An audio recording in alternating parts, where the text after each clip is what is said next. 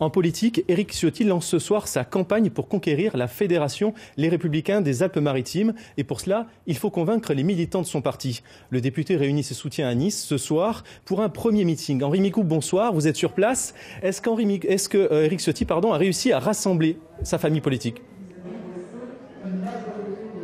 Bonsoir Laurent, alors effectivement il y a pas mal de monde ce soir et puis surtout il y a des élus LR, alors je vous les cite dans le désordre: David Lisnard, le maire de Cagnes, Lionel Lucas, Éric Pauget, Xavier Bec, Henri Leroy, le sénateur des Alpes-Maritimes, Charles Ginesi, Colette Guidicelli, Jean-Claude Guibal, voilà quelques noms dans le désordre mais qui sont ici en tribune pour soutenir Éric Ciotti. Alors c'est la première fois qu'Éric Ciotti est candidat à cette élection pour la Fédération des Républicains. Il a franchi le pas, il avait failli le faire en 2016 et puis il ne l'avait pas fait. Selon lui, le signal, ce qui a déclenché sa candidature, c'est la présidentielle de 2017 avec deux lignes. Une ligne LR authentique qu'il incarnerait et puis une ligne LR teintée de macronisme qui serait symbolisée par Christian Estrosi selon lui. Éric Ciotti s'est déclaré candidat il y a une dizaine de jours. C'est donc son premier meeting et comme vous l'avez dit, on compte ses soutiens, on regarde qui est là. Il y a Henri Leroy, je vous en ai parlé tout à l'heure, c'est le sénateur des Alpes-Maritimes. Il explique pourquoi il est là ce soir, c'est à cause de la situation de la Fédération LR des Alpes-Maritimes. Je propose de l'écouter.